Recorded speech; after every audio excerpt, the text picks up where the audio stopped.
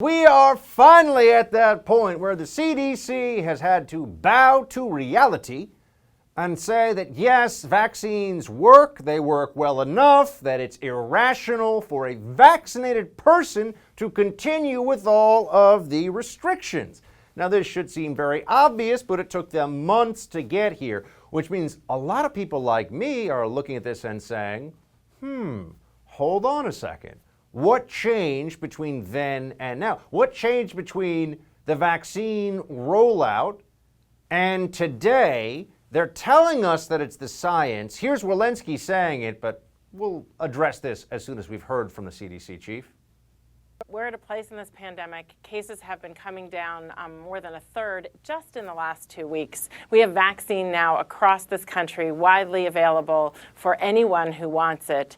And we now have science that has really just evolved even in the last 2 weeks that demonstrates that these vaccines are safe, they are effective, they are working in the population just as they did in the clinical trials, that they are working against our variants that we have here circulating in the United States, and that if you were to develop an infection, even if you got vaccinated, that you can't transmit that infection to other people.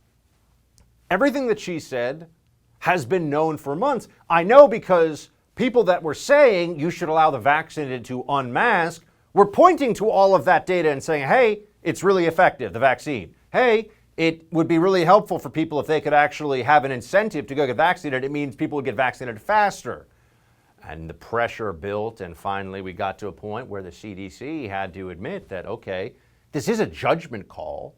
This isn't the science. It's not the temperature at which water boils. It's not how many degrees it is outside right now. This is an issue of balancing competing goods, right? What do you need in society? How much freedom should you have even when there's a pandemic out there? This was always the debate we should have been happening, but weren't allowed to. Big tech shut it down. Many others shut it down as well. Said, listen to the science, peasant. Be quiet and do as you're told. That was the attitude. And there's something else that you're seeing right now. Now that the CDC has come out and said, vaccinated people, you're good. You don't have to wear a mask anymore. It's not medically necessary. That's another way of saying it. Not medically necessary. A lot of vaccinated Democrats, because yes, this is very political, and we knew it, and I said it, and I've been saying it for months, the mask became the MAGA hat of the Biden-Harris campaign. The mask became a symbol of political dominance by the left during a time of extreme anxiety, the pandemic as it played out. Here is the mayor of Chicago, for example, telling everybody, she's vaccinated, by the way, and she plans to continue masking up just 'cause.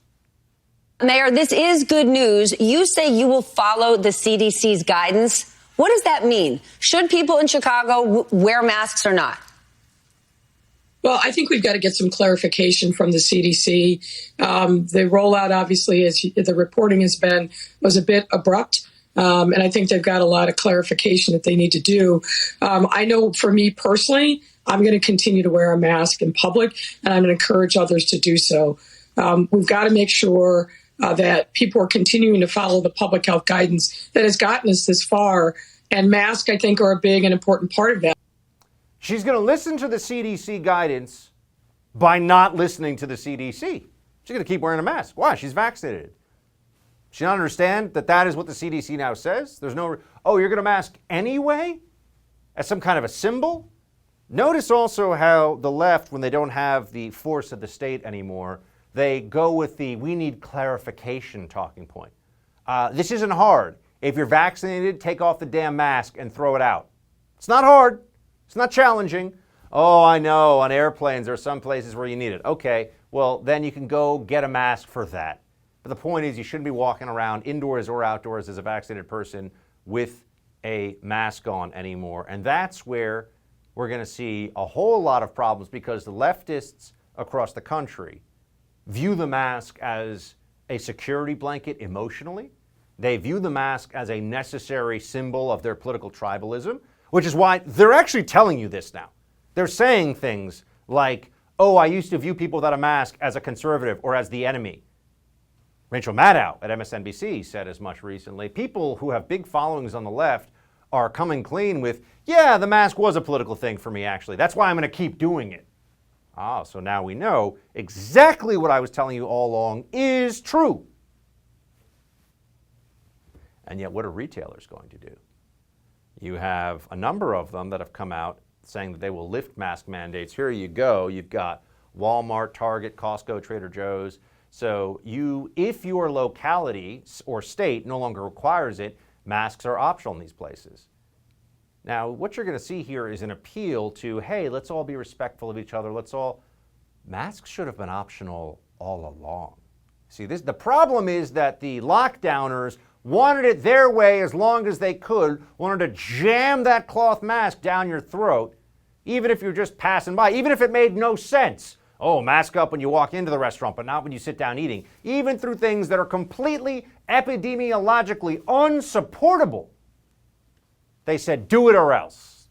Now it's, oh, let's all be nice to each other and let some people, no. I think states should pass anti-masking laws. It's a public health risk, sorry. Need to be able to see your face. Need to see who you are. It's a public safety issue, actually.